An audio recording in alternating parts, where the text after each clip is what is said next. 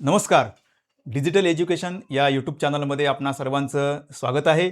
मित्रांनो, नासा व इस्रो अभ्यास दौरा याच्या संदर्भात जी स्पर्धा परीक्षा होते, या स्पर्धा परीक्षेचा मार्गदर्शनाचा आजचा हा तिसरा रविवार आहे. मागच्या दोन्ही भागांना आपण दिलेल्या प्रतिसादाबद्दल आपल्याला धन्यवाद. आणि आजच्या सेशनला आपण या ठिकाणी सुरुवात करत आहोत. आजचा रविवार आहे आणि आपण या सुट्टीबरोबर विद्यार्थी मित्रांनो, आपण या परीक्षेचा अभ्यास करायचा आहे. काही नमुना प्रश्न जसे मागच्या दोन भागामध्ये आपण पाहिले त्याच पद्धतीनं आजच्याही भागामध्ये या ठिकाणी आपण पाहणार आहोत. तर चला मग आपण या आजच्या लेक्चरला या ठिकाणी आपण आता सुरुवात करूया.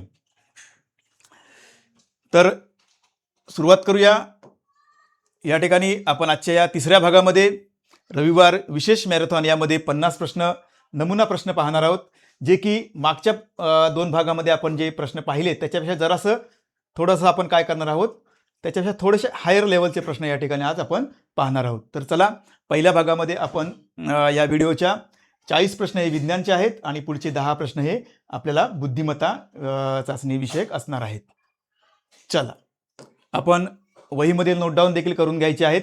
तर या ठिकाणी स्क्रीनवरचा पहिला प्रश्न आहे की सर्व ग्रहांना कोणापासून प्रकाश मिळतो?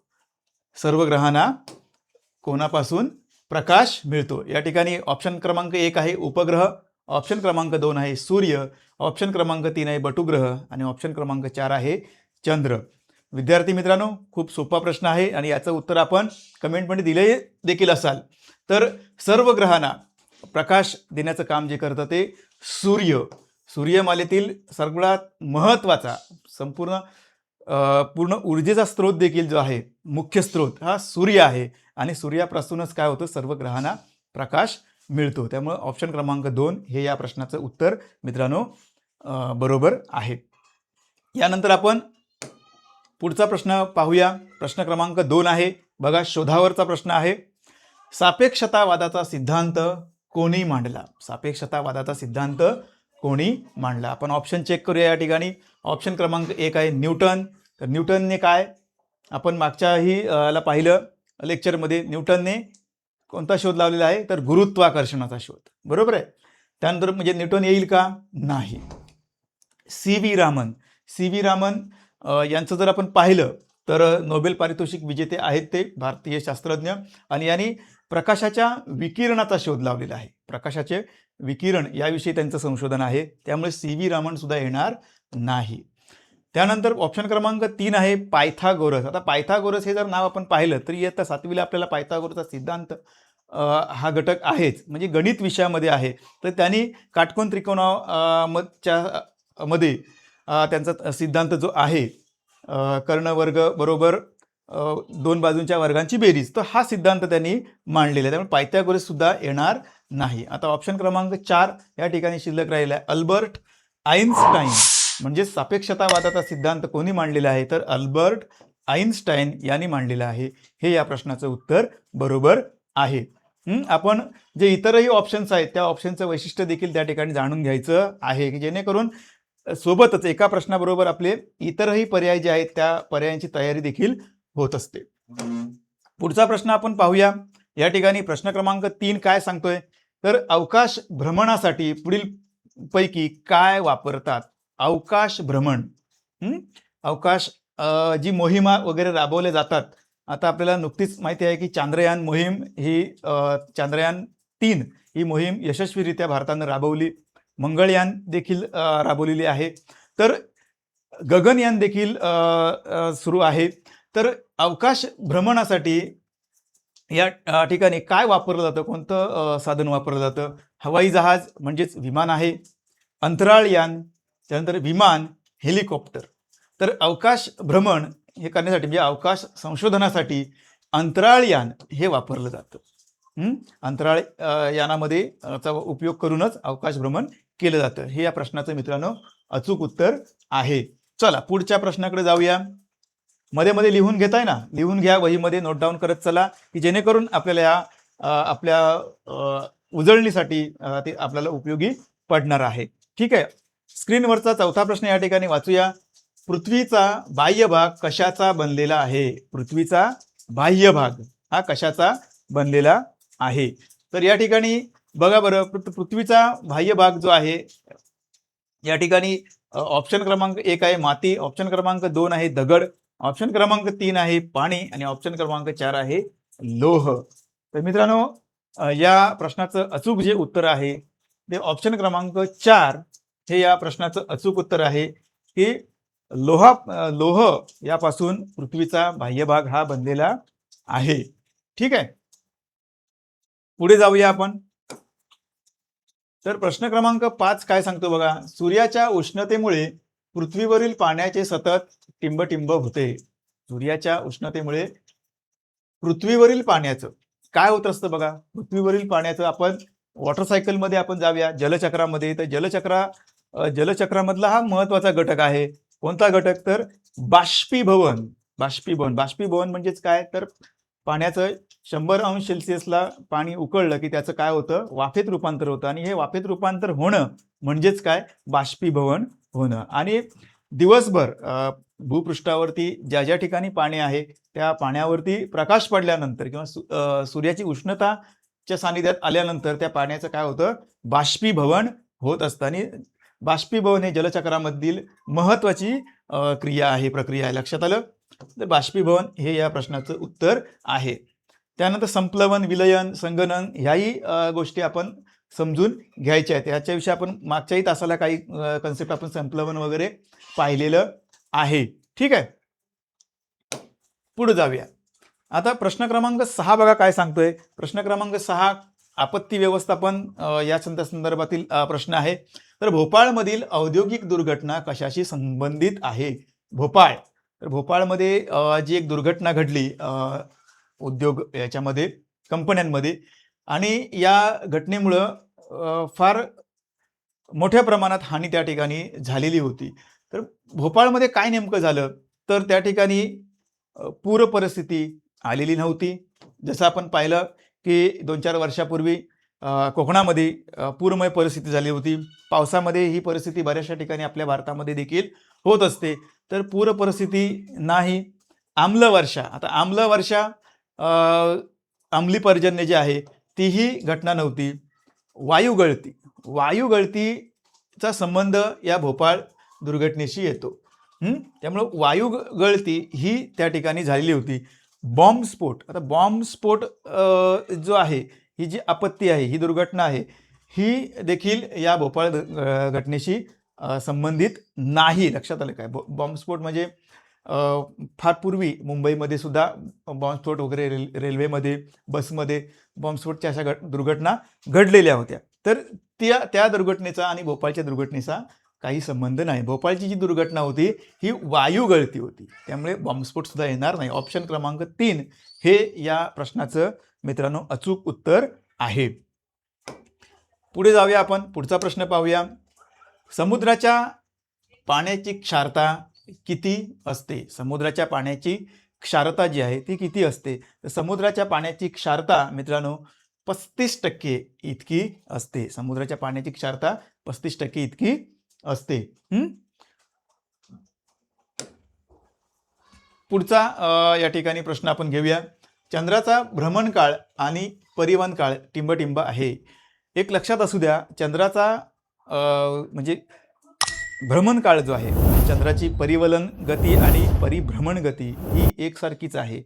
आणि चंद्राची जी परिभ्रमण आणि परिवलन गती जी आहे ती ऑप्शन क्रमांक 4 27.3 दिवस इतकी आहे. हे लक्षात ठेवायचं आहे, नोट डाऊनच करा. 27.3 दिवस इतकी चंद्राचा भ्रमणकाळ आणि परिवलन काळ हा आहे. नेक्स्ट प्रश्न आपण या ठिकाणी घेऊया. प्रश्न क्रमांक 9. पृथ्वीवरील उभ्या काल्पनिक रेषांना काय म्हणतात? पृथ्वीवरच्या ज्या उभ्या काल्पनिक रेषा ज्या आहेत, म्हणजे आता पृथ्वी गोल असं या ठिकाणी आहे, हा उत्तर ध्रुव आहे, हा दक्षिण ध्रुव आहे. या ज्या रेषा आहेत या एकूण 360 रेषा आहेत. तर 360 रेषा मानलेल्या आहेत. या 360 रेषांना काय म्हटलं जातं? तर रेखावृत्त म्हटलं जातं. जी आडवी आहेत, आडवी, ही आडवी जी आहेत ही काय आहेत, ही अक्षवृत्त आहेत. त्यातलंच एक कर्कवृत्त जे मधोमध आहे, बृहतवृत्त आहे, जे सर्वात मोठं अक्षरवृत्त आहे ते विषुववृत्त. उभ्या ज्या काल्पनिक रेषा आहेत या उभ्या काल्पनिक रेषांना काय म्हटलं जातं मित्रांनो, रेखावृत्त म्हटलं जातं. हे लक्षात ठेवायचं आहे. अक्षरवृत्त पण समजलं, जी आडवी आहेत ती अक्षरवृत्त, ती 181 आहेत. अक्षरवृत्त एकूण किती आहेत, 181. त्यातलंच कर्कवृत्त, त्याच्यानंतर विषुववृत्त, कर्कवृत्त हे अक्षरवृत्तच आहे. विषुववृत्त एक सर्वात मोठं 0 अंश जे वृत्त आहे ते विषुववृत्त आहे. त्याला बृहतवृत्त असं देखील म्हटलं जातं. म्हणजेच पृथ्वीवरील उभ्या काल्पनिक रेषा ज्या आहेत त्यांना रेखावृत्त असं म्हटलं जातं. जे गिनीजचं रेखावृत्त आहे ते देखील याच्यामध्येच मोडतं. चला पुढचा प्रश्न पाहूया. प्रश्न क्रमांक 10 आहे, पुढीलपैकी उत्पादक कोण? आता उत्पादक ही जी संकल्पना आहे ही आपण मागच्याच लेक्चरमध्ये क्लिअर केलेलीच आहे. उत्पादक म्हणजे ते उत्पन्न मिळवून देणारं किंवा उत्पादित करतं, त्याला उत्पादक म्हणतात.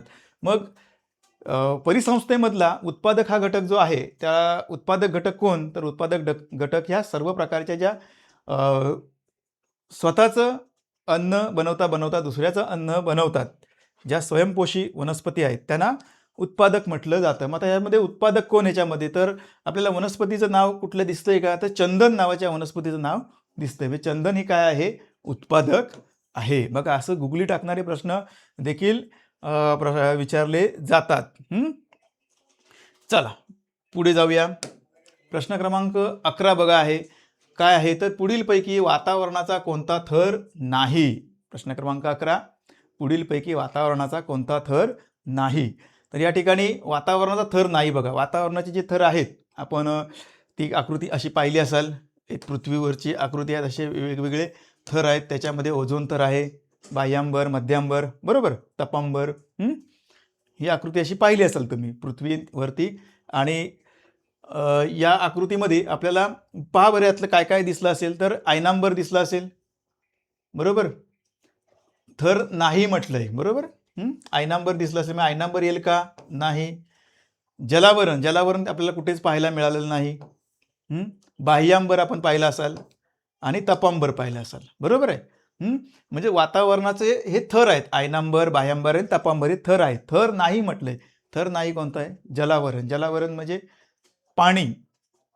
जलावरणाचा बराचसा भाग हा पाण्याने व्यापलेला आहे. मग त्यामध्ये समुद्र आहे, नद्या, ओढे, नाले, या सगळ्या गोष्टी त्यामध्ये येतात. त्यामुळे जलावरण ऑप्शन क्रमांक 2 हे या प्रश्नाचं उत्तर आहे. चला पुढे जाऊया. पुढचा प्रश्न आपण पाहूया. पहा बरं, प्रश्न वाचा, थोडासा विचार करा आणि काय उत्तर त्याचं येऊ शकतं त्याचं देखील कमेंट बॉक्समध्ये आपण त्याचं उत्तर लिहून पाठवा. पहा, पाण्याचं असंगत आचरण या शी निगडीत हा प्रश्न आहे. प्रश्न क्रमांक 12, 0°C ते 4°C पर्यंत पाणी तापताना काय बदल होतो? पाण्याचं असंगत आचरण 4°C आपण माहिती आहे, आपण पाहिलेलं आहे मागच्या तासाला. तर पाणी प्रसरण पावते, पाणी आकुंचन पावते, पाण्याचे बाष्पीभवन होते, पाण्याचे उत्कलन होते. आता यामध्ये बघा, पाण्याचं बाष्पीभवन होणार आहे का? तिथे बाष्पीभवन कधी होतं? बरोबर ना? नाही येणार. पाण्याचं उत्कलन होतं, 100°ला पाण्याचं उत्कलन होतं ना, येईल का? नाही. म्हणजे ऑप्शन क्रमांक 2 हे आपोआप याच्यातून काय होत आहेत? कट झालेत. आता ऑप्शन क्रमांक 1 आणि ऑप्शन क्रमांक 2 हे राहिलेले आहेत. तर याच्यामध्ये काय होतं बघा, जसं जसं पाणी काय होत जातं? थंड होत जातं, तसं काय होतं बघा? पाण्याचं आकुंचन होतं, बरोबर आहे ना? पण हे आकुंचन कितीपर्यंत होतं? 4° पर्यंत होतं. 4° पासून 0° पर्यंत ज्यावेळेस पाणी जातं तेव्हा ते प्रसरण पावतं. तेव्हा ते काय होतं? प्रसरण पावतं 0°ला. मग 0° ते 4° पर्यंत काय होणार? तर आकुंचन पावतं पाणी. पाणी काय होतं? आकुंचन त्या ठिकाणी पावतं. म्हणजे ही पाण्याच्या असंगत आचरणाची एक नैसर्गिक एक जी प्रक्रिया आहे ही नीट समजून घ्या. कारण त्याचं काय, जर संपूर्ण पाण्याचा जर बर्फ झालाच असता तर काय झालं असतं, तर बर्फाच्या खाली असणारे, समुद्रामध्ये असणारे जे जलचर आहेत, मासे आहेत, तर त्या गोष्टी जिवंत राहिल्या नसत्या. आणि म्हणून हा निसर्गातच एक हा नियम तयार झालेला आहे. 4 अंशाला पाण्याचं असंगत आचरण जे म्हटलं गेलं आहे त्याच्यात काय आहे, तर 4 अंशापर्यंत पाणी काय होतं, ज्यावेळेस ते 0 अंशाकडे जात असतं तेव्हा त्याचं काय होत असतं, प्रसरण पावतं. आणि 0 अंशाकडून 4 अंशाकडे ज्यावेळी जातं तेव्हा ते आकुंचन पावतं. म्हणजे उलट या क्रिया घडतात. ॲक्च्युली ते काय प्रसरण व्हायला हवं होतं, पण प्रसरण होत नाही, ते आकुंचन पावतं. त्यामुळे ऑप्शन क्रमांक 2 हे या प्रश्नाचं उत्तर आहे. अशा प्रकारचे प्रश्न विचार करायला लावणारे आपल्याला विचारले जातात. पुढचा प्रश्न पाहूया. बघा, प्रश्न क्रमांक 13 काय बघा, तर पुढीलपैकी कोणता सजीव सूक्ष्मजीव नाही? काय म्हटलंय? सूक्ष्मजीव नाही. सूक्ष्म म्हणजे लहान, डोळ्याने न दिसणारा, ते पाहायला आपल्याला सूक्ष्मदर्शक यंत्र जे आहे तेच घ्यावं लागतं. बरोबर आहे. साधा सूक्ष्मदर्शक असेल किंवा संयुक्त सूक्ष्मदर्शक असेल, याचाच आपल्याला उपयोग सूक्ष्मजीव पाहण्यासाठी होत असतो. मग याच्यामध्ये सूक्ष्मजीव बघा कोणकोणते, कोणता नाही आहे, तर जे डोळ्यांनी दिसत नाही ते सर्व सूक्ष्मजीव. आता यातलं काय डोळ्याने आपल्याला दिसतं? झुरळ दिसतं ना, झुरळ इकडून तिकडून जाताना, कॉक्रोच पाहतो ना आपण, घाबरतो की नाही? तर हे या प्रश्नाचं उत्तर आहे. पुढचा प्रश्न आपण पाहूया, जरा विचार करा.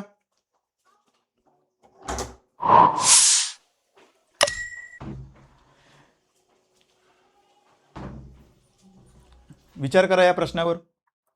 काय प्रश्न आहे बघा, जैवविविधता किती स्तरावर दिसून येते?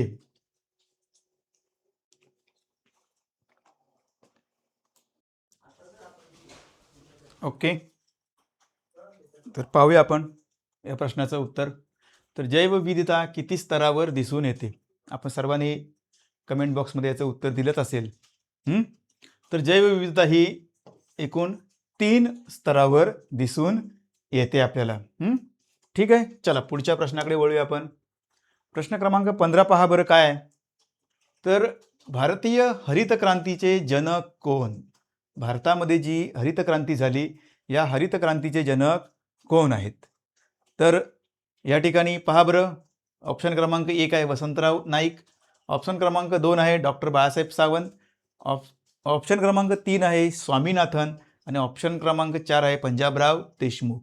तर मित्रांनो, स्वामीनाथन हे जे नाव आहे हे भारतीय हरित क्रांतीचे जनक आहेत. भारतीय हरित क्रांती ही झाल्यानंतरच कृषी क्षेत्रामध्ये एक चांगला बदल या ठिकाणी आपल्याला दिसून आला आणि त्याचं जे श्रेय आहे ते स्वामीनाथन यांच्याकडं जातं. भारतीय हरित क्रांती जनक त्यांना संबोधलं जातं. ठीक आहे, पुढे जाऊया. प्रश्न क्रमांक 16 आहे बघा, गरजेपेक्षा जास्त आहार घेतल्याने टिंबटिंब होते. गरजेपेक्षा आपण जास्त, समजा आपली भूक आहे 2 चपाती खायची, थोडासा भात खायची, परंतु ही भूक जर आपली वाढली, वाढली भूक तर चांगलीच गोष्ट आहे, परंतु गरजेपेक्षा आपल्या शरीराला जेवढं आवश्यक आहे त्याच्यापेक्षा आपण सतत जर खात राहिलो तर यामधून काय होणार आहे, तर यामधून उलटा परिणाम आपल्या शरीरामध्ये होतं. आणि तो परिणाम कोणता, तर अतिपोषण याला असं म्हटलं. काय म्हणतात? अतिपोषण. गरजेपेक्षा जास्त आहार घेतल्याने अतिपोषण आपल्या शरीरामध्ये होतं आणि मग शरीराचा आकार जो आहे तो सुडोल म्हणजे असं बेडोल असा आकार होत जातो आणि आपण चरबीचं प्रमाण देखील शरीरामध्ये वाढतं. पुढे जाऊया. प्रश्न क्रमांक 17 बघा या ठिकाणी काय आहे, तर पुढीलपैकी अपारंपरिक ऊर्जा स्रोत कोणता आहे? काय प्रश्न आहे बघा, विचार करा सर्व याच्यावर. अपारंपरिक ऊर्जा स्रोत यापैकी कोणता आहे? ठीक आहे, आपण सर्वांनी विचार करायचा, ऑप्शन प्रत्येक ऑप्शनवरती विचार करायचा आहे.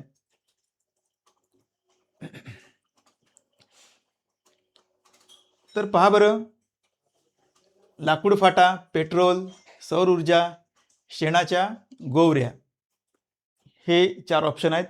आणि यामधील सौर ऊर्जा हा अपारंपरिक ऊर्जा स्रोत आहे, न संपणारा ऊर्जा स्रोत आहे हा. कोणता? सौर ऊर्जा, जी ऊर्जा सर्व ऊर्जेचा मुख्य स्रोत म्हणून म्हटलं गेलं जातं सूर्याला. चला पुढे जाऊया आपण. पुढे बघा काय आहे, प्रश्न क्रमांक 18 बघा काय आहे. तर पुढीलपैकी पाण्यात विरघळणारा पदार्थ कोणता नाही? नाही वरती आपण हे केलेलं आहे की या प्रश्नातून उत्तराची अपेक्षा काय केली आहे की याच्यातून कोणता पदार्थ पाण्यात विरघळणारा नाही. तर बघा, साखर आपण चहामध्ये वापरतो, सरबतामध्ये वापरतो, विरघळते. मीठ अन्नामध्ये आपण वापरतो, विरघळते. खाद्यतेल, जे तेल आपण वापरतो जेवणामध्ये वगैरे. त्यानंतर सोडियम क्लोराईड म्हणजेच काय? मीठच आहे. त्यामुळे आता पाण्यात विरघळणारा पदार्थ कोणता नाही? तर खाद्यतेल. बघा, तेल आपण पाण्यात टाकलं तर ते वरती तरंगतं, नाही? पाहिला असेल आपण हा प्रयोग वगैरे, आमटीमध्ये वगैरे बघा, पहा वरती तेल काय होतं? तरंगताना आपल्याला दिसतं. त्यामुळे खाद्यतेल हा पाण्यात विरघळणारा पदार्थ नाही. पुढच्या ऑप्शनकडे जाऊया, प्रश्नाकडे बघा. प्रश्न क्रमांक 19 काय आहे? कोविड-19 कालावधीत बचावासाठी प्रतिबंधात्मक म्हणून कोणाची कृती अयोग्य आहे? बघा काय म्हटलंय, जे कोविड कालावधी जो झाला 2020-21च्या दरम्यान, तर या कालावधीमध्ये कोणाची कृती अयोग्य होती? तर पहा, रमेश तोंडाला मास्क लावून काम करीत होता, ही कृती योग्य आहे. राजू हात वारंवार स्वच्छ धुत होता, ही पण कृती योग्य आहे. दुकानासमोर भरपूर नागरिक गर्दी करत होते. बघा, या कालावधीमध्ये नागरिकांनी गर्दी करू नका अशा प्रकारचा मेसेज हा आपत्ती व्यवस्थापन यंत्रणेकडून आपल्याला किंवा शासकीय पातळीवरती देखील आपल्याला सांगितलं जात होतं प्रशासनाकडून. परंतु तरीही जी गर्दी करत होते, त्यामुळे ही कृती जी आहे ही या ठिकाणी अयोग्य आहे. सीमा स्वच्छ उकळलेले पाणी पित होती, पाणीही देखील उकळून प्या असाही संदेश वारंवार देण्यात येत होता. म्हणजेच या कालावधीमध्ये कोणाची कृती अयोग्य आहे? तर दुकानासमोर जे भरपूर नागरिक गर्दी करत होते, ही कृती ऑप्शन क्रमांक 3 जे आहे ते अयोग्य आहे. चला पुढच्या प्रश्नाकडे जाऊया. आई वडिलांचे गुणधर्म मुलांमध्ये दिसून येतात, याला काय म्हणतात? आई वडिलांचे गुणधर्म, बघा प्रत्येक आई वडिलांचे गुणधर्म आपल्या मुलांमध्ये नक्की दिसून येतात, तर याला काय म्हणतात? तर ऑप्शन क्रमांक 1 आहे रूढी परंपरा, ऑप्शन क्रमांक 2 अनुवांशिकता, ऑप्शन क्रमांक 3 चालीरीती आणि ऑप्शन क्रमांक 4 यापैकी नाही. तर अनुवांशिकता हा जो गुणधर्म आहे, या गुणधर्मांमुळेच काय होतं, तर आई वडिलांचे जे गुण आहेत ते सर्व मुलांमध्ये आपापल्या दिसतात. चला पुढचा 21 क्रमांकाचा प्रश्न बघा. कार्य करण्याच्या क्षमतेला काय म्हणतात? कार्य करण्याच्या क्षमतेला काय म्हणतात? कार्य करण्याच्या क्षमतेला ऊर्जा असं म्हटलं जातं. ठीक आहे, विज्ञान पाठ्यपुस्तकातील हे सर्व प्रश्न आहेत, इयत्ता 6वीच्या 7वीच्या 8वीच्या 5वीच्या देखील परिसर अभ्यासमधील. तर हे छोटे छोटे असे प्रश्न काही जे अंडरलाईन वगैरे केलेले असतात, विविध रंगाने ट्रॅक केलेले असतात, हायलाईट केलेले असतात. या ओळीनं आपण काय करायचं, जास्तीत जास्त त्याच्यावरती चिंतन करायचं आहे, ते पाठच करून ठेवायचे आहेत की जेणेकरून आपल्याला परीक्षेला याचा नक्कीच चांगला उपयोग होईल. ठीक आहे, पुढचं या ठिकाणी प्रश्न आहे बघा 22वा. वेगळा पर्याय ओळखा. शीतकपाट, उतरण, कप्पी, स्क्रू. बघा, उतरण, कप्पी आणि स्क्रू ही तिन्ही काय आहेत? साधी यंत्रे आहेत. तिन्ही काय आहेत? साधी यंत्रे आहेत. साध्या यंत्रांचे प्रकार आपण पाहिले असाल, त्याच्यामध्ये ही साधी यंत्रे आहेत. शीतकपाट मात्र काय आहे? गुंतागुंतीचं यंत्र आहे. त्यामुळे शीतकपाट हा वेगळा पर्याय यामध्ये आहे. चल पुढे जाऊया. ध्वनीच्या प्रसारणासाठी टिंबटिंबची गरज असते. पहा, ध्वनीच्या प्रसारणासाठी कशाची गरज असते? तर ध्वनीला माध्यमाची गरज असते. ध्वनीच्या प्रसारणासाठी कशाची? माध्यमाची. उष्णतेच्या प्रसारणासाठी सुद्धा माध्यमाची गरज असते, हे लक्षात ठेवा, हायलाईट करून ठेवा.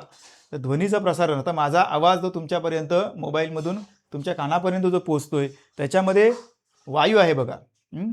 मागच्या सेशनमध्ये आपण यावरती चर्चा केलेलीच आहे, लक्षात आलं? तर माध्यमाची गरज त्या ठिकाणी असते. चला प्रश्न क्रमांक पुढचा घेऊया. सूर्यप्रकाशातील 7 रंग कशाच्या सहाय्याने वेगळे करून पाहता येतात?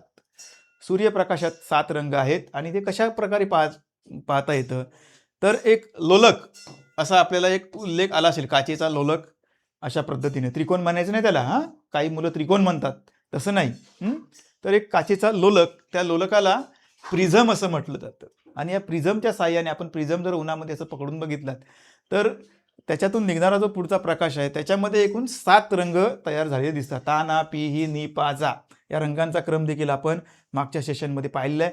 तर हे 7 रंग आपल्याला कशाच्या साहाय्याने पाहता येतात, तर प्रिझमच्या साहाय्याने. बहिर्वक्र भिंगाच्या साहाय्याने पाहता येत नाहीत, दुर्बिणीच्या साहाय्याने पाहता येत नाहीत, आरशाच्या साहाय्याने देखील पाहता येत नाहीत, तर प्रिझमच्या साहाय्याने ते रंग पाहता येतात. पुढचा प्रश्न घेऊया. चुंबकाचे ध्रुव कोणते? बघा, चुंबकाचे ध्रुव, तर चुंबक नेहमी जो आहे तो ज्या दिशेला स्थिरावतो तेच चुंबकाचे ध्रुव. मग चुंबकावरती बघा, असा चुंबक असेल तर इकडे एन लिहिलेलं असतं, इकडे एस लिहिलेलं असतं, बरोबर आहे. म्हणजेच चुंबकाचे जे ध्रुव आहेत एन आणि एस, एन म्हणजे नॉर्थ साऊथ म्हणजे दक्षिण उत्तर, हे चुंबकाचे काय आहेत, ध्रुव आहेत.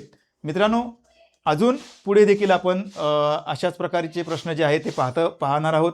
शेवटपर्यंत व्हिडिओ पहा की जेणेकरून या आजच्या व्हिडिओमध्ये आपल्याला अशाच प्रकारच्या काही प्रश्नांचा सराव हा नक्कीच करता येईल. आणि जे तुम्ही सुरुवातीला एक चित्र पाहिलं की एका शाळेची हॅट्रिक, तर सलग 3 वर्ष या शाळेचे जे विद्यार्थी आहेत त्या अशा परीक्षेच्या माध्यमातून विमान प्रवासासह ते लोक इस्रो, त्याचप्रमाणे अमेरिकामधील नासा जी संस्था, अंतराळ संशोधन संस्था, या संस्था पाहून आलेले विद्यार्थी आहेत. त्यामुळे नक्कीच तुम्हाला हे जे मार्गदर्शन आहे हे तुमच्यासाठी अत्यंत उपयुक्त ठरेल ही मी आशा बाळगतो. पुढचा प्रश्न पाहूया. बघा बरं, इथे जसे उष्णता प्रारण तसे प्रकाश काय? उष्णता प्रारण तसं प्रकाश म्हणजे काय? तर बघा बरं, उष्णतेमध्ये हे जे गुणधर्म आहेत, प्रारण, अभिसरण, वहन, बरोबर. मग आता प्रकाशामध्ये कोणता गुणधर्म आहे, तर प्रकाशामध्ये परावर्तन. प्रकाशामध्ये परावर्तन, या परावर्तनाचे 2 प्रकार येतात, नियमित परावर्तन आणि अनियमित परावर्तन. तर ते देखील समजून घ्या. सपाट पृष्ठभागावरचं जे परावर्तन असतं ते नियमित आणि खडबडीत पृष्ठभागावरचं परावर्तन असतं ते अनियमित. म्हणजे प्रकाशाशी संबंध कशाशी येतोय, परावर्तनाशी येतो. पुढे जाऊया. प्रश्न क्रमांक 27 भाग बरं, खूप सोपा प्रश्न आहे. वनस्पतींना प्रकाश संश्लेषणासाठी कोणता घटक उपयुक्त नाही? बघा, हे अशा प्रकारचे प्रश्नच आपल्याला मार्क्स मिळवून देणारे आहेत, बरोबर का. नाही, अयोग्य, गडबड होते. जर ते आपण प्रश्न व्यवस्थितरित्या काय केलेत, समजून घेतलेत, तर नक्कीच त्याचं उत्तर मिळतं. प्रकाश संश्लेषण क्रियेमध्ये काय होतं आपण बघितलं, काय काय घटक लागतात, तर पाणी लागतं, बरोबर आहे, H2O, त्याच्यानंतर कार्बन डायऑक्साईड म्हणजे CO2 आणि हरितलवके जे हरितद्रव्य आहे, हिरव्या वनस्पतींमध्ये असतं ते, ज्या स्वयंपोषी वनस्पती आहेत त्यामध्ये, आणि सूर्यप्रकाश. एवढ्या सगळ्या गोष्टी आल्या की प्रकाश संश्लेषण क्रिया दिवसा घडते आणि वनस्पती स्वतःचं अन्न बनवतं आणि ते आपलं सुद्धा अन्न बनवतं. त्यामुळे आता बघा बरं, तर पाणी आहे, हरितलवके आहे, सूर्यप्रकाश आहे, ऑक्सिजन हा काय होतो, या प्रकाश संश्लेषण क्रियेमधून मुक्त होतो. म्हणजे ऑक्सिजन हा त्यातून बाहेर पडत असतो. कार्बन डायऑक्साईड वायू काय करतात, पानं शोषून घेत असतात. त्यामुळे ऑक्सिजन हा वेगळा पर्याय ठिकाणी दिसतोय. म्हणजे प्रकाश संश्लेषण क्रियेसाठी ऑक्सिजन उपयुक्त नाही, तर कार्बन डायऑक्साईड हा वायू त्या ठिकाणी उपयुक्त आहे. चला पुढचा प्रश्न पाहूया. पुढीलपैकी कोणत्या वनस्पतींना तंतुमय मुळे असतात? खूप सोपा प्रश्न आहे मित्रांनो. याची एक ट्रिक तुम्हाला सांगतो. तंतुमय मुळं ओळखण्याची ट्रिक एकदम सोपी. ज्या झाडाला फांद्या असतात त्या झाडाला तंतुमय मुळे नसतात, तर सोटमुळं असतात. बघा, नीट लक्षात घ्या वाक्य. ज्या झाडाला फांद्या असतात त्यांना सोटमुळं असतात, तंतुमय मुळं नसतात.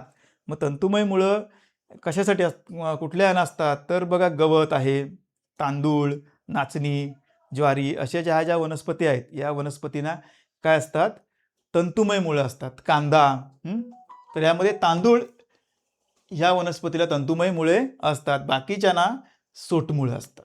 बाकीच्यांना वड, काजू, आंबा, मुळा, गाजर ही सगळी जी आहेत त्यांना सोटमुळं असतात. चला पुढे जाऊया. पुढच्या प्रश्नाक सरबतामध्ये साखर हा घटक पुढीलपैकी काय आहे? साखर हा घटक सरबतामध्ये काय आहे? पहा बरं. द्रावण नाहीच आहे. द्रावक म्हणजे जे विरघळवून घेतं ते. द्राव्य जे विरघळतं ते. काय विरघळतं? साखर. म्हणजे साखर काय आहे? द्राव्य आहे. साखर काय आहे? द्राव्य आहे. चला पुढे प्रश्न क्रमांक 30 पाहूया. 1 टन म्हणजे किती किलोग्रॅम? 1 टन म्हणजे किती किलोग्रॅम? तर 1 टन म्हणजे 1000 किलोग्रॅम. 1000 किलोग्रॅम. यावरती आपण पुढे काही उदाहरणं देखील अभ्यासणार आहोत.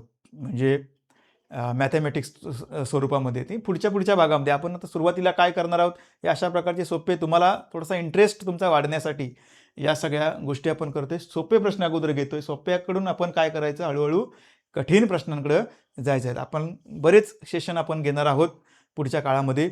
आपण सर्व सेशनला त्या ठिकाणी उपस्थित राहायचं आहे. प्रश्न क्रमांक 30चं काय उत्तर आहे? 3. 1000 किलोग्रॅम. चला पुढे. पाण्याचे रेणुसूत्र काय आहे? पहा बरं. पाण्याचे रेणुसूत्र बघा बरं. ऑप्शन क्रमांक 1 मध्ये काय? CO2. CO2 म्हणजेच काय? Carbon dioxide. SO2 म्हणजे सल्फर डायऑक्साईड. HCl म्हणजे हायड्रोक्लोरिक आम्ल. H2O म्हणजेच पाणी. पाण्याच्या रेणुसूत्रामध्ये काय आहे? तर हायड्रोजनचे 2 अणू आणि ऑक्सिजनचा 1 अणू. H2O म्हणजेच पाणी. म्हणजे ऑप्शन क्रमांक 4 हे या प्रश्नाचं उत्तर मित्रांनो करेक्ट आहे. चला पुढच्या क्वेश्चनकडे जाऊया. कोयना नदीवर कोणता प्रकल्प उभारला आहे? पहा बरं. कोयना नदी पश्चिम महाराष्ट्रामधील अत्यंत महत्त्वाची नदी आहे. या नदीवरून जो प्रकल्प उभा केला आहे, या प्रकल्पातून संपूर्ण आपल्या राज्याला वीज पुरवठा केला जातो. तर कोयना नदीवर नदी म्हटली की त्या ठिकाणी पाणी आलं, म्हणजे जलविद्युत प्रकल्प. खूप सोपा आहे. त्याच्यानंतर औष्णिक वीज प्रकल्प, अणुऊर्जा वीज प्रकल्प, पवन ऊर्जा वीज प्रकल्प, या ऑप्शनशी रिलेटेड सुद्धा जी माहिती आहे ती सुद्धा आपण पाठ्यपुस्तकातून काय करायची आहे? शोधून काढायची आहे. एक ॲक्टिव्हिटी करा याच्या विषयी. तर आपल्या महाराष्ट्रामध्ये औष्णिक वीज प्रकल्प कुठे आहे? अणुऊर्जा प्रकल्प कुठे आहे? पवन ऊर्जा प्रकल्प कुठे आहे? कोयना नदी वर जे प्रकल्प आहे, जलविद्युत प्रकल्प, त्यासारखे आणखी कोणकोणत्या नदीवरती आहेत हे आपण लक्षात घ्यायचे आहेत. चला पुढे जाऊया. खग्रास सूर्यग्रहणाचा जास्तीत जास्त कालावधी किती असतो? खग्रास सूर्यग्रहणाचा जास्तीत जास्त कालावधी आपल्याला विचारलेला आहे. विचार करा या प्रश्नावर. तर खग्रास सूर्यग्रहण जे आहे, या खग्रास सूर्यग्रहणाचा जास्तीत जास्त कालावधी जो आहे तो आहे 107 मिनिटे. किती आहे? 107 मिनिटे. हे लक्षात ठेवायचं आहे. 107 मिनिटांचा कालावधी हा खग्रास सूर्यग्रहणासाठी लागतो. पुढचा प्रश्न घेऊया. दोलकाने एका सेकंदात पूर्ण केलेल्या दोलन संख्येला काय म्हणतात? दोलकाने एका सेकंदात पूर्ण केलेल्या दोलन संख्येला काय म्हणतात? तर दोलन संख्येला काय म्हणतात?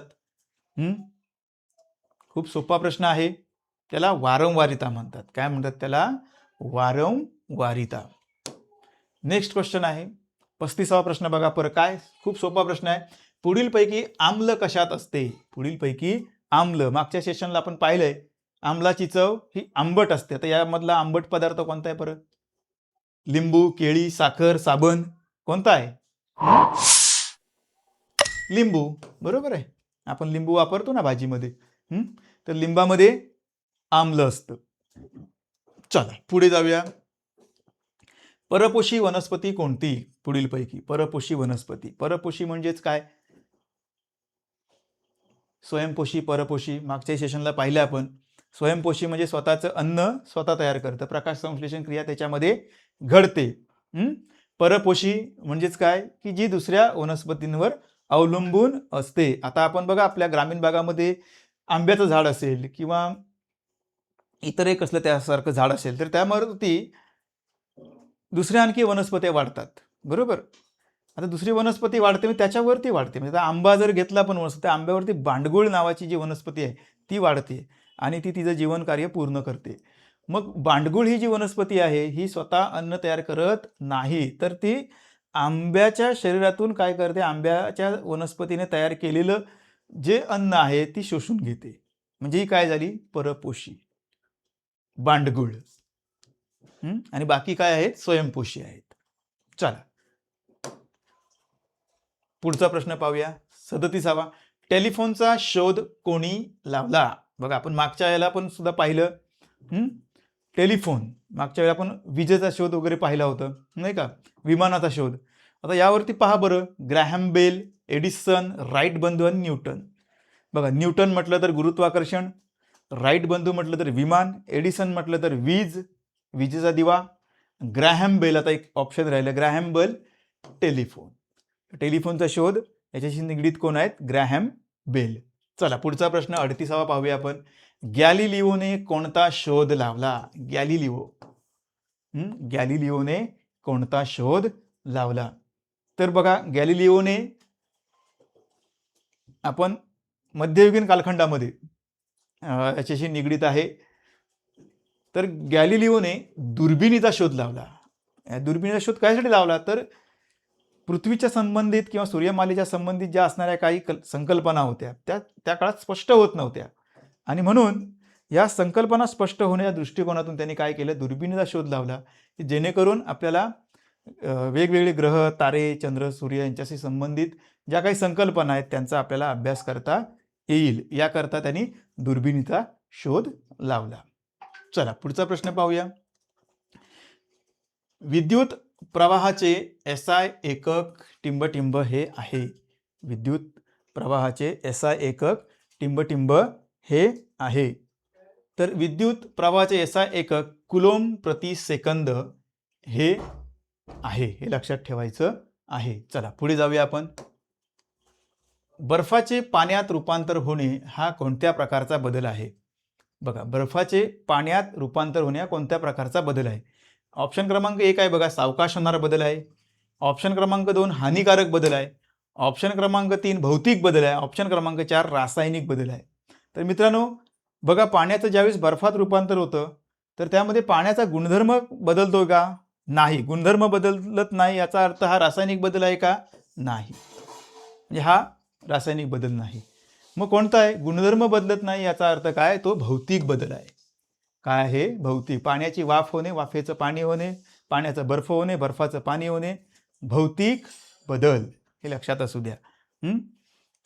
चला या ठिकाणी विज्ञानाचे प्रश्न या ठिकाणी संपलेले आहेत. आता आपण पुढे काय करूया, बुद्धिमत्तेचे जे 10 प्रश्न आहेत ते देखील आपण समजून घेऊया. चला पुढील संख्यामालेतील डावीकडून 7वी, आता डावी बाजू म्हणजे माझी डावी बाजू पाहायची. डावी बाजू डावीकडून 7वा, 1 2 3 4 5 6 7 8 हा अंक आहे. अंकाचा वर्ग, आता 8 या अंकाचा वर्ग 64. पुढे उजवीकडून चौथा 1 2 3 4 7 क्रमांकाच्या अंकाचा वर्ग, 7चा वर्ग 49. यातील फरक किती? 64 मायनस 49. करा बघू किती येतं याचं उत्तर. तर याचं उत्तर येतं 1 2 21. किती उत्तर येतं याचं? 21. ऑप्शन क्रमांक 2 हे या प्रश्नाचं मित्रांनो उत्तर आहे. ठीक आहे. चला पुढे आपण पाहूया. समजून घेतलं? खूप सोपा प्रश्न होता बघा, नीट समजून घ्यायचा आहे. डावीकडून 7वा 8, उजवीकडून चौथा 7. जर उलट सुलट झालं तर काय होणार आहे? तुमचं उत्तर चुकेल. ऑप्शनमध्ये तशी तयारी केलेलीच आहे.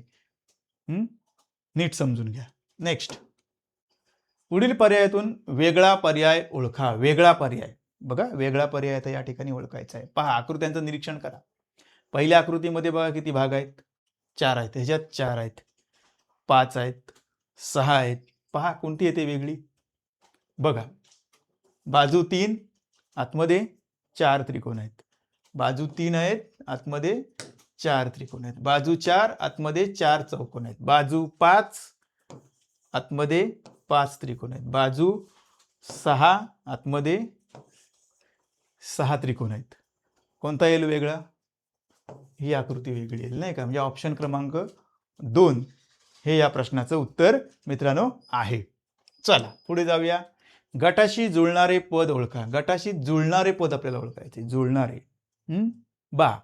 225, 64, 121. पहा बरं या संख्यांचं निरीक्षण करा. काय आहेत या? सोपं, गुड. वर्ग संख्या आपल्याला 5वीला झालेलंच आहे नाही का? किंवा आता 5वी जे आहेत विद्यार्थ्यांनी 4थीला झालेलीच आहे वर्ग संख्या. बरोबर आहे. आता वर्ग संख्या यातली आता वर्ग संख्या कोणती आहे? पहा, 1 ही वर्ग संख्या आहे. 1 या संख्येचा वर्ग 1च, त्यामुळे 1 ही वर्ग संख्या आहे. ऑप्शन क्रमांक 3. चला 44वा प्रश्न पाहूया बरं. एकदम सोपा प्रश्न आहे. काय विचारलंय? जोडाक्षरं किती आलेली आहेत? किती जोडाक्षरे आलेली आहेत? पहा, जोडाक्षर आपण संकल्पना ही दुसरीपासून आहेच आपल्याला, बरोबर आहे. मग सांगा जोडाक्षर. पहिल्या शब्दामध्ये हे आहे का? नाही. हे जोडाक्षर हे आहे का? नाही. बघा गडबड कराल. हे एक जोडाक्षर आणि हे एक जोडाक्षर. बघा बरोबर आहे का? जे आहे त्याला गोल करायचंय पेपरमध्ये. एक लृ अजिबात जोडाक्षर नाही, किंवा रू हे सुद्धा जोडाक्षर नाही. क्ष, ज्ञ, त्र, श्र हे जोडाक्षर आहेत, लक्षात घ्या. त्यामुळे ही जोडाक्षरं नाही आहेत. उर्व, ल्प, स्त्य आणि त्रि किती झाली एकूण? 4. तर ऑप्शन क्रमांक 4 हे या प्रश्नाचं उत्तर आहे. बघा 6 पण दिले. तुम्ही चुकून जर याला क्लिक केलं तर 6 होतील, तशी नाही, उत्तर तुमचं चुकणार आहे. पुढे चला. 45वा प्रश्न खूप सोपा प्रश्न आहे. क्लुप्ती वापरून किंवा आपण साध्या पद्धतीने देखील घडी चित्रांचा उपयोग करून देखील या प्रश्नाचं उत्तर अगदी चुटकीसरशी काढू शकता. किंवा आणखी एक सोपी सांगतो पद्धत तुम्हाला. पहा बरं काय करायचं आहे. ह्याच्यामध्ये प्रश्न काय म्हटलंय? आकृतीतील एकूण चौकोनांची संख्या विचारली. खूप सोपं आहे बघा. काय करा, अक्षर टाका. A, B, C, D, E. Okay. एक अक्षरवाले किती झाले? एक अक्षरवाले 5 झाले. 2 अक्षरवाले बघा किती होत आहेत? 1, 2, 3, 1, 2, 3, 4. किती झाले? 4 झाले. 3 अक्षरवाले बघा 1, 2. आणखी होतात का बघा? नाहीत. मग किती होतात बघा? 5, 4 आणि 2. 5 आणि 4 9 आणि 2 11. म्हणजे या आकृतीमध्ये किती हे आहेत? चौकोनांची संख्या आहे 11. किंवा दुसरी पद्धत आपण एकदम सोपी आहे, क्लुप्तीचा वापर देखील करू शकता. काय करायचं आहे पहा.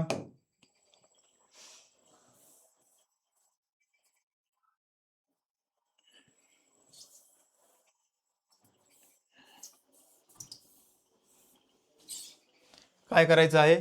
अंक टाकायचे आहेत. 1, 2, 3.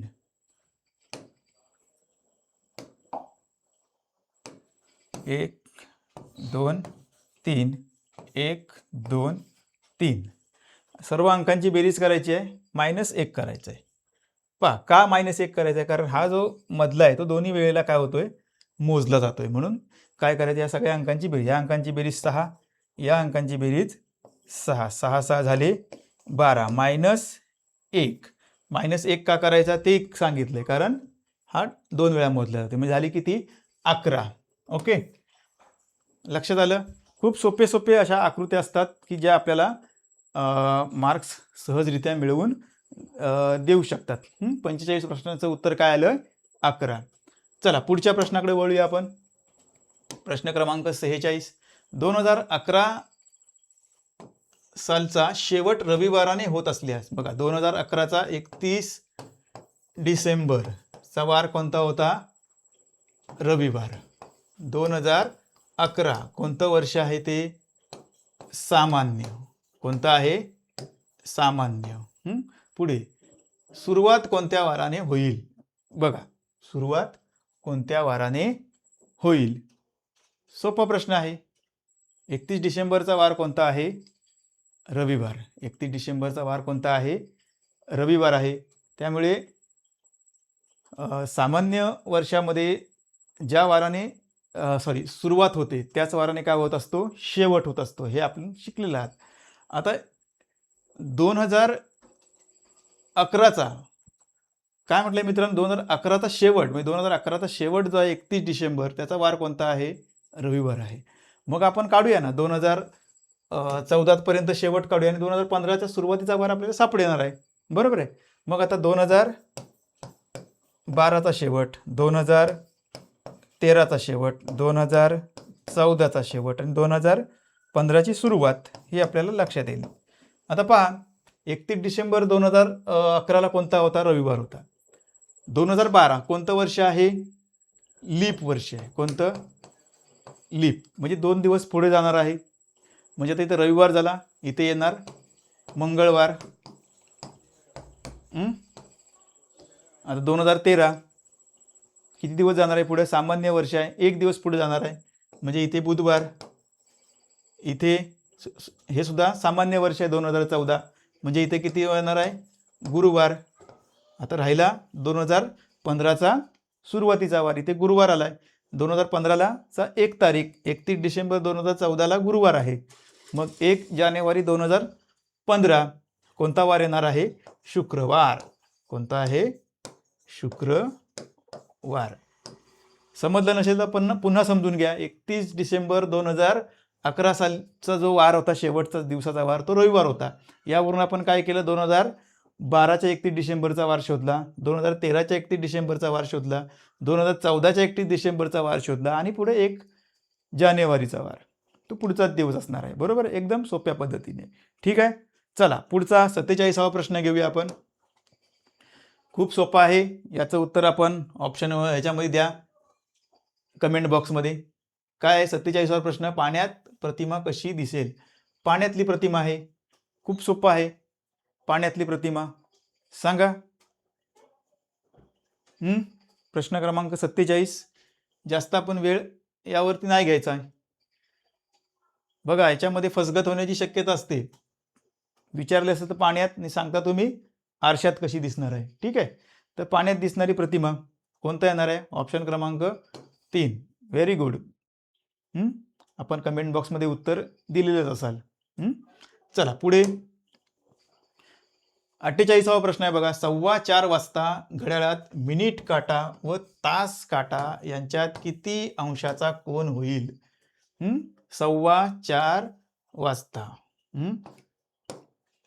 4:15 बघा बरं. हे 12 3 6 9 4 4 4:15 नाही, हे 4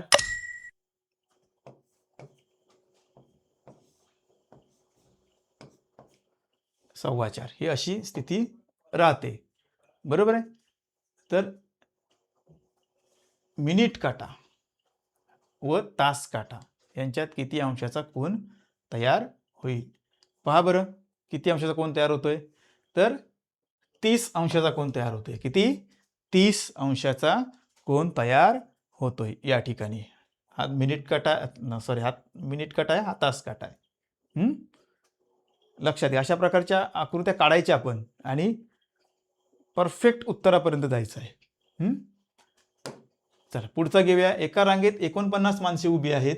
त्या रांगेत समोरचा एका टोकाकडून 29वा क्रमांक असल्यास दुसऱ्या टोकाकडून कितवा क्रमांक असेल.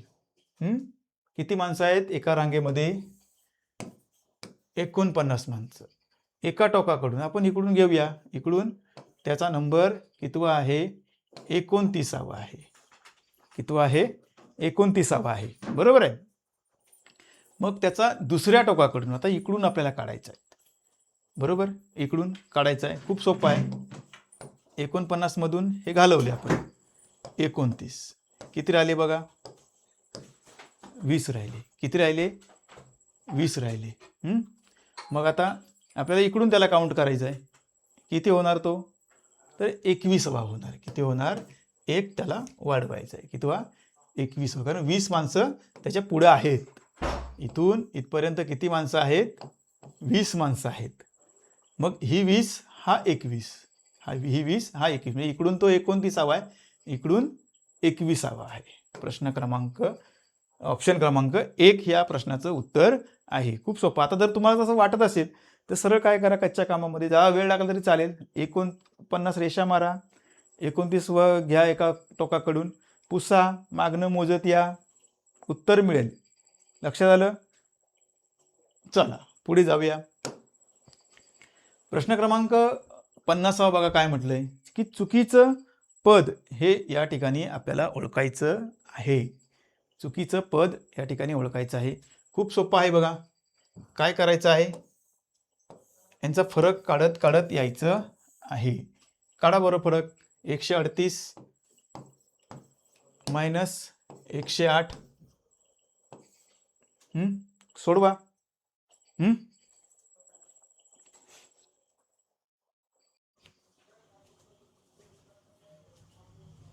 पहा, सोडवा बघा. 138 वजा 108 किती उत्तर येतं? 30 उत्तर येतं. त्याच्यानंतर 108 मायनस 82 करा, किती होतंय? 26 समथिंग येतं. 82 63 19 उत्तर येतं. 63 48 15 उत्तर येतं. मित्रांनो, थोडासा टेक्निकल इश्यू या ठिकाणी जाणवलेला होता. असो, आपण आपलं सेशन कंटिन्यू करूया. तर पहा बरं, आपण या ठिकाणी ही क्रिया केल्यानंतर प्रत्येक संख्यांमधील आपण फरक काढल्यानंतर आपल्या लक्षात आलं की 138 वजा 108 30, 108 वजा 82 26, 82 वजा 63 19, 63 वजा 48 15, 48 वजा 38 10, म्हणजे पहा 10 15 19 26 30, किंवा उतरत्या क्रमाने पाहिलं तर 30 26 19 15 10. आता या ठिकाणी काय आहे तर बघा, 30 नंतर इथे 25 यायला पाहिजे होतं, 20 यायला पाहिजे होतं, 15 10. इथे क्लिअर आहे बघा, इथे क्लिअर आहे, इथे क्लिअर आहे, इथे क्लिअर आहे. बरोबर. गडबड कुठे वाटते? इथे वाटते, 82 या ठिकाणी. बरोबर आहे. तर 82 हे या प्रश्नाचं उत्तर आहे, कारण 82 हा चुकीचा पर्याय या ठिकाणी. म्हणजे ऑप्शन क्रमांक 2 हे या प्रश्नाचं उत्तर आहे. तर मित्रांनो, आजच्या या लाईव्ह सेशनमध्ये, रेकॉर्डेड सेशनमध्ये आपण सर्वजण सहभागी झालात. संपूर्ण व्हिडिओ या ठिकाणी आपण पाहत आलात, आणि या सेशनमध्ये आपण विज्ञानविषयक 40 प्रश्न आणि त्याच्यानंतर बुद्धिमत्ताविषयक 10 प्रश्नांचा सराव या ठिकाणी आपण केलेला आहे. प्रश्न सोपेच आहेत, परंतु आपल्या हक्काचे प्रश्न आहेत. ते आपल्याला वेगवेगळ्या स्पर्धा परीक्षांमध्ये ह्या अशा प्रकारचे प्रश्न जे आहेत हे सहजरित्या मार्क्स मिळवून देणारे प्रश्न आहेत, आणि हे आपण या ठिकाणी आज अभ्यासलेले आहात.